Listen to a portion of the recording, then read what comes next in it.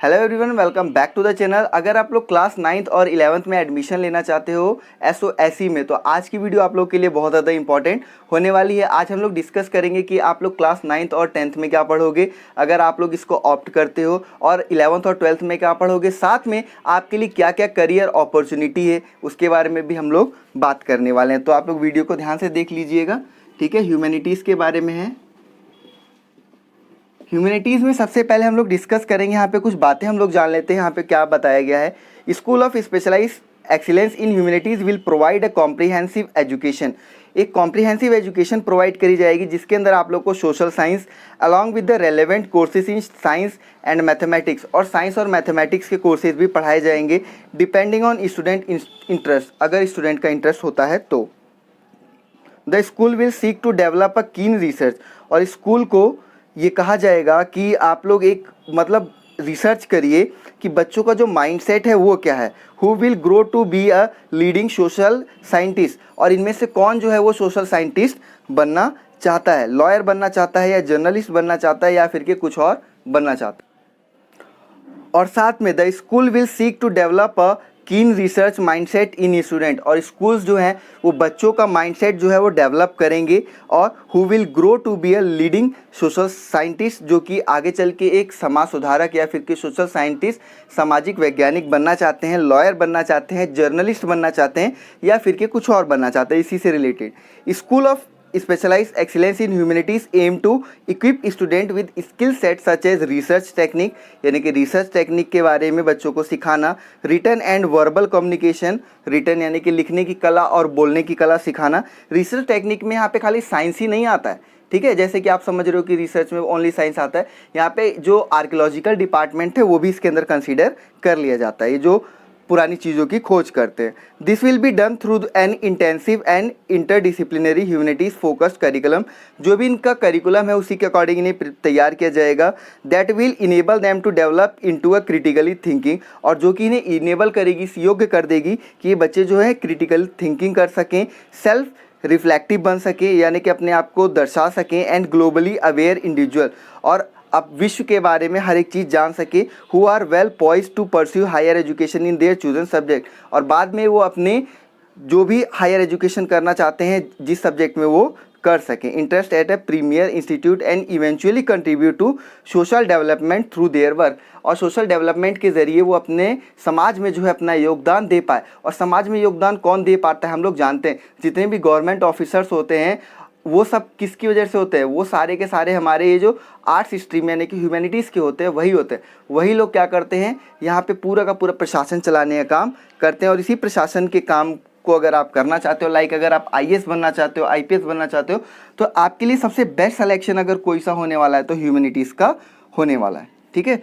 यहाँ पे अगर हम लोग फाउंडेशनल लर्निंग की बात, सबसे पहले हम लोग बात कर लेते हैं क्लास 9th की और 10th की, यानी कि अगर 9th में आपने एडमिशन लिया तो आप 9th और 10th में क्या पढ़ोगे उसके बारे में। इसमें दो डिवीज़न हमारे बांटे गए हैं, एक है फाउंडेशनल लर्निंग, एक है हमारा फाउंडेशनल लर्निंग, और दूसरा है हमारा स्पेशलाइज्ड लर्निंग, ठीक है। स्पेशलाइज्ड लर्निंग, इनके बारे में हम चलो अब हम लोग जान लेते हैं कि हम लोग फाउंडेशनल लर्निंग में क्या पढ़ेंगे और उसके बाद स्पेशलाइज्ड लर्निंग में क्या पढ़ेंगे। यहाँ पे सबसे पहला डिस्कशन किया जाएगा फाउंडेशनल लर्निंग पे। In the first 2 years student will build a strong academic foundation in language, यानी कि उनका जो बेस है वो लैंग्वेज पे बनाया जाएगा, मीन्स लैंग्वेज हमें स्ट्रॉन्ग करनी पड़ेगी, ठीक है। फाउंडेशनल की अगर हम बात करें, पहले समझना ध्यान से, फाउंडेशनल यानी कि बेसिक होगा आपका ये। यहाँ पे आप लोग लैंग्वेज पे आपका फोकस किया जाएगा, उसी के साथ आपका नेचुरल साइंस पे आपका फोकस किया जाएगा, नेचुरल साइंस पे आपका फोकस किया जाएगा, और आगे हमारा सोशल साइंस में आप लोगों का फोकस होगा, सोशल साइंस में होगा, मैथमेटिक्स में होगा। जैसे आप लोग अभी तक 9th में पढ़ते आ रहे थे, पढ़ना तो आपको सारा ही पड़ेगा। पर्सनैलिटी हो गया, पर्सपेक्टिव हो गया, और उसी के साथ आपका सिटीजनशिप हो गया, इस पे आपको फोकस किया जाएगा। और अगर आप स्पेशलाइज्ड लर्निंग करते हो तो उसमें आपको फर्स्ट 2 years में student will study different areas of social science in greater depth, यानी कि आप लोग सोशल साइंस को क्या पढ़ोगे, बहुत ही डेप्थ में पढ़ोगे, बहुत ही डेप्थ में। ठीक है, सोशल साइंस के अंदर हमें पता है हिस्ट्री, ज्योग्राफी, पॉलिटिकल ये सारी आती हैं, इकोनॉमिक्स आती है, ये सारी चीज़ें आती हैं, इन सबको आप डेप्थ में पढ़ोगे। और आगे यहाँ पे कहा गया है special emphasis will be laid on developing language, और आपका बहुत ज़्यादा ध्यान दिया जाएगा कि आपकी लैंग्वेज जो है वो डेवलप हो पाए, लैंग्वेज स्किल डेवलप हो पाए, स्पेशली इन रीडिंग, खासकर रीडिंग में, और राइटिंग एंड वर्बल कम्युनिकेशन, यानी कि राइटिंग में भी किस तरीके से आप कितना सोच के कैसा लिख सकते हो, और आपकी वर्बल कम्युनिकेशन में आप लोग बात कैसे करते हो, इन सब चीज़ों पे भी जोर दिया जाने वाला है। तो ये आपका था स्पेशलाइज लर्निंग पे। अब हम लोग बात करते हैं क्लास 11th और 12th के स्टूडेंट किस तरीके से उन लोगों को अपनी स्टडीज़ करनी पड़ेगी। यहाँ पे भी दो डिवीज़न बांटे गए हैं, एक फाउंडेशनल लर्निंग और दूसरा स्पेशलाइज लर्निंग। सबसे पहले हम लोग बात कर लेते हैं फाउंडेशनल लर्निंग के ऊपर। इसमें स्टूडेंट्स को क्या किया जाएगा कि लैंग्वेज तो आप लोगों को पढ़नी ही पड़ेगी इन एडिशन टू, और उसी के साथ साथ आपको एंगेज किया जाएगा कि आप लोग मैथ्स भी पढ़ो, और मैथ्स पढ़ने के साथ साथ इंटर डिसिप्लिनरी एक्सप्लोरेशन में आपको हेल्प करी जाएगी, और साथ में नेचुरल और सोशल एनवायरनमेंट के थ्रू आपको, यानी कि आपको यहाँ पे ईवीएस भी पढ़नी पड़ेगी। जैसा मैंने पहले भी कहा था साइंस वालों के लिए भी, यानी कि स्टेम वालों के लिए भी, कि आप लोगों को फाउंडेशनल में आप लोग को दो चीज़ों पे ध्यान देना है। एक तो लैंग्वेज, 2-3 चीज़ों पे, लैंग्वेज हो गया, और आपका नेक्स्ट जो हो गया वो ईवीएस हो गया, और ईवीएस के साथ साथ inter disciplinary exploration, inter exploration, इन चीज़ों पे आपको क्या करना है, फोकस करना है अगर आप फाउंडेशनल लर्निंग करोगे। मतलब ये दोनों एक साथ चलेंगे, ऐसा नहीं है कि क्या कहते हैं पहले 2 साल तो ऐसा कुछ कॉन्सेप्ट ही नहीं है। ये तो आपका बेस है, ये तो आपको पढ़ना ही पढ़ना पड़ेगा, ठीक है, ताकि आपकी नींव मजबूत हो पाए। और इसी के साथ स्पेशलाइज लर्निंग में क्या करोगे वो सुनो। Student will be allowed to choose from a range of specialise subject depending on their interest, यानी कि अपने इंटरेस्ट के अकॉर्डिंग आप लोग क्या कर सकते हो, अपना सब्जेक्ट सेलेक्ट कर सकते हो।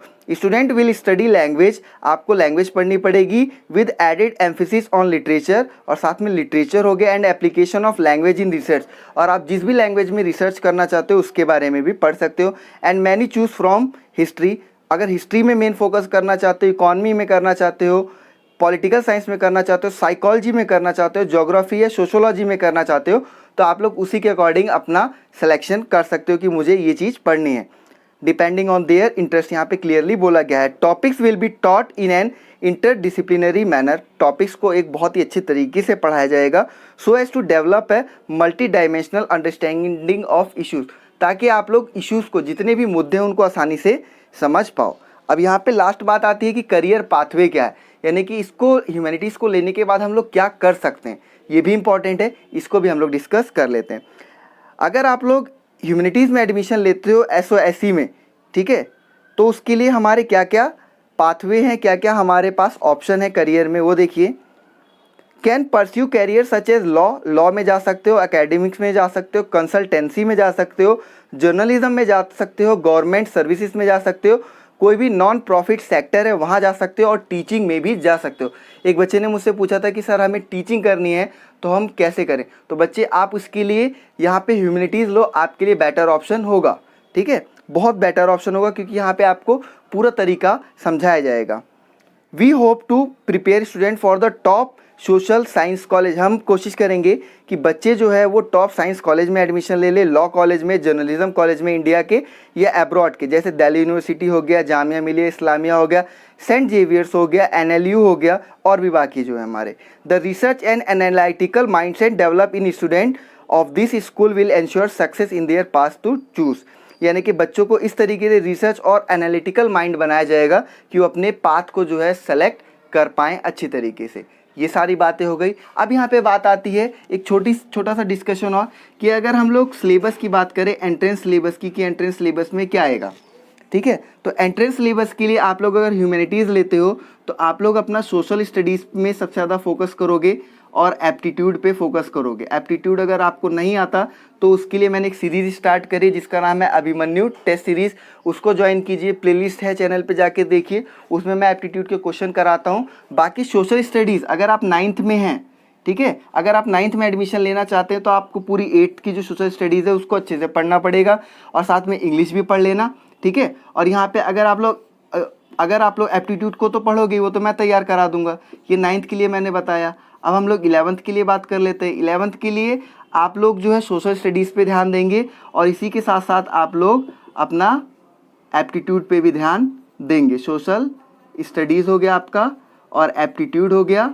और साथ में इंग्लिश भी पढ़ते रहना, ठीक है। इंग्लिश में चैप्टर नहीं पढ़ने, इंग्लिश में आपको ग्रामर पोर्शन पे ध्यान देना, इस चीज़ का आप लोग ध्यान रखेंगे।